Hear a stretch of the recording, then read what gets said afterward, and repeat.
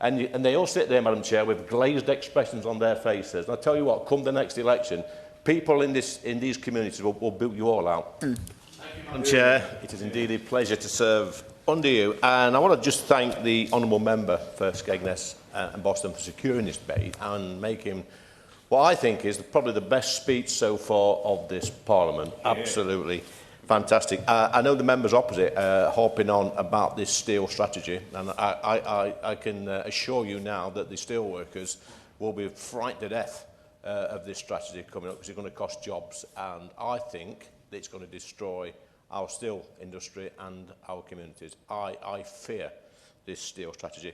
In the 19th century, this great country of ours was the world leader in steel production. Over 40% of the world's steel was made here, right in this country. I don't live a million miles away from Sheffield, 15 minutes up the road, not far away from Scunny. That's not far away. These were great towns, great industrial towns that drove our economy, that provided hundreds of thousands of jobs and jobs in the wider community as well, and built up communities. And it is a shame the Labour Party, the Labour government, seem intent on destroying even more of these communities. Just a few we've got left in this country, they seem intent. Our country, as you know, Madam Chair, was built on coal and steel. Throughout the Midlands and the North, we drove the Industrial Revolution. We used to export steel. We'd export coal. And now what are we doing? We've gone backwards in this country. China's making over 1 billion tonnes of steel a year. We're making about 5.6 million tonnes of steel. China, by the way, are world leaders in renewables, yet they're still opening coal-fired power stations in order to make steel, which they can export all around the world. And we are actually, if you think about it, carbon emission NIMBYs. We're quite happy to import steel and products made from steel from 60 or 70 countries around the world that has been made with blast furnaces, but we're saying we can't do it here. I think that's hypocrisy of the highest level.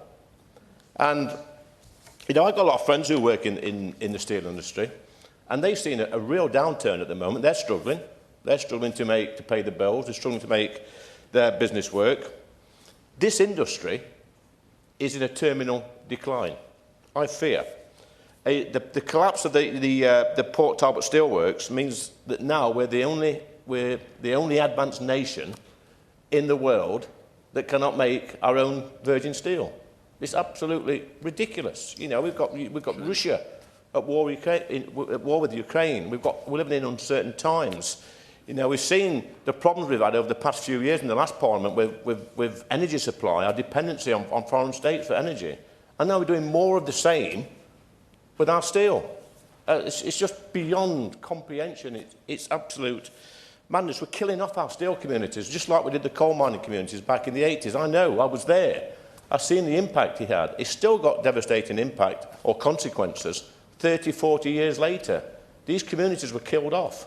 They're still struggling. I live there. I see it day in, day out. Yet we're going to get more of the same from this government.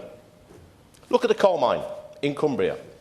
What we want to open, what we should open, to produce metallurgical coal, which will then help in the production of steel, which we could blend and use in blast furnaces in this country. Yet we seem reluctant. This is a coal mine, Madam Chair, that would produce millions of tonnes of metallurgical coal.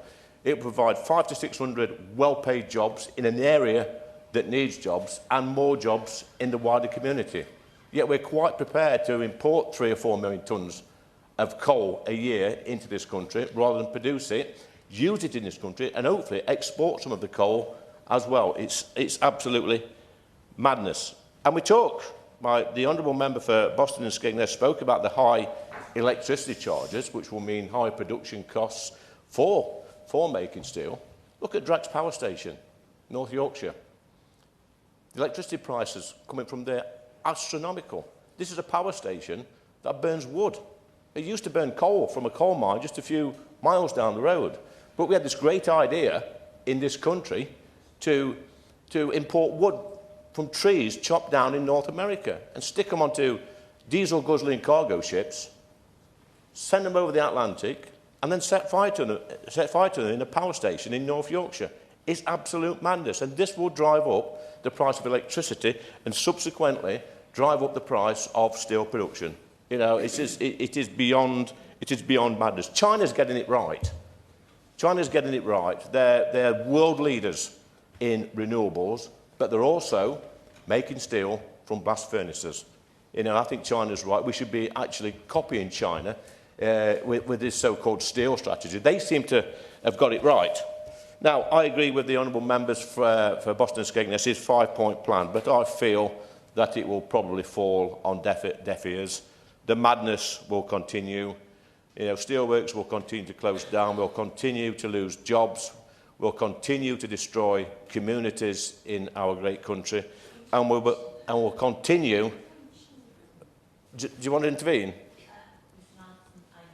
Okay, sorry, Chair. And again, like I say, I'm going to wind up now because I'm quite angry with the madness of this place that we work in, when there's families out there, there's communities that are relying on us to save their jobs. And they all sit there, Madam Chair, with glazed expressions on their faces. And I tell you what, come the next election, people in these communities will boot you all out. Thank you, Madam Chair.